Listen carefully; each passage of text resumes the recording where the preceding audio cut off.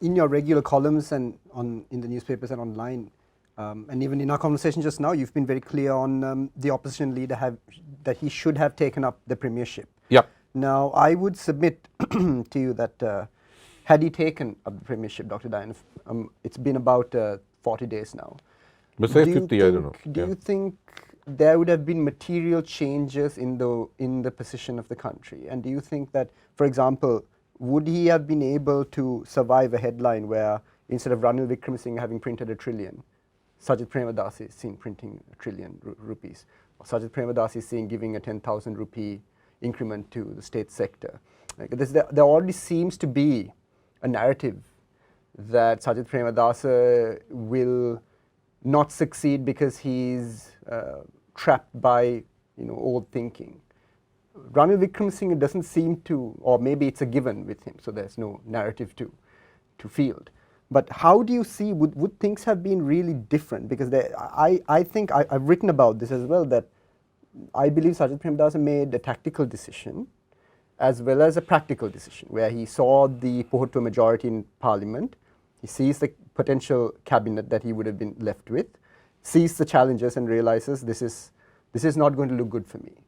And then some people will say, well, you shouldn't consider tactics when the country is in crisis, but others would argue that if you don't consider tactics, then you have no position going forward in which to affect proceedings. So could you just briefly tell us how you see that dynamic? And you've mentioned in your articles that you've advised him personally to take on the premiership. I did.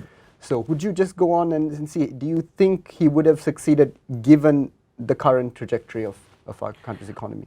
Well, Sajith and the opposition speak every day with passion about the problems of the people. Now, given that he cares about the people, then I think it is incumbent upon anybody who cares that much about the people to use any chance he gets to go and try to do something to help them. That's before strategy. That's to do with gut. That's to do with an existential choice. And when his father accepted the nomination with these 2 civil wars and the IPKF also here, in his famous speech at the Sugatadasa Stadium, October 8th, he made 2 very pointed remarks. One, he said, as Prime Minister, I had the powers of a peon. Right. But he took the gig. Despite the fact that he was responsible in a major way for the landslide victory, he didn't say, look, 2, he said, I'm being handed a torch, a flame at both ends. He didn't say, I'm going to sit this one out. That was Premadasa. But Premadasa was, this is not a contrast with Sajith. I mean, I would say that about Mahinda in the first term as well. I would say that about Vijaya. I would say that about Padmanabha, if you like. If you're looking for continuity, one is, of course, I see them all as progressive.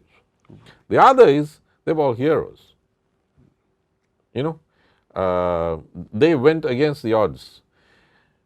Everything that Sajith and the SJB talk about now, about the gas queues, all of that, I think that they could have made even a slight difference for the better. And if they can't make even a slight difference for the better, then they shouldn't be doing what they're doing. I'm not saying they could have solved everything, but they could have alleviated some problems. They could have attenuated some of the problems. Politics in crisis is about intervention. Now, I hear this term principle, we are being principled. Principle is a guide to action, not a warrant for inaction. So he should have got in there, and what Ranil is undergoing now is because he is one guy who is unelected. I mean, it's great that he went in there through the door, but Sajith Premadasa as Prime Minister with 52 guys and with the support of the SLFP, let's not forget, the group of 40 independents had told him clearly, Vijayadasa Rajapaksa said this on television, we will give you the numbers, we will even take portfolios if you want us to, and if you do not, we will support you from outside.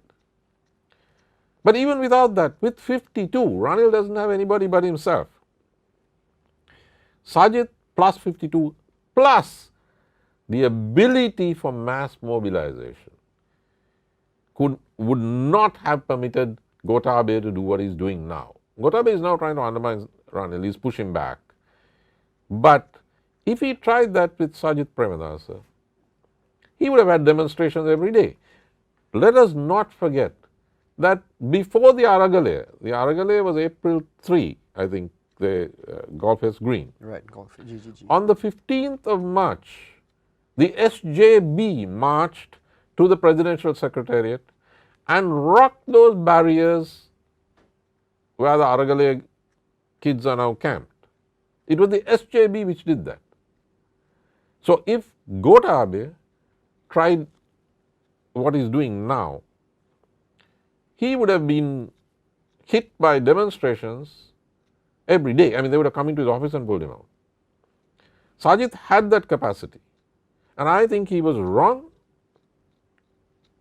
not to intervene and take the opportunity, because had he done so, Gotabaya would have been the de jure president increasingly, and Sajith would have been the de facto center of gravity.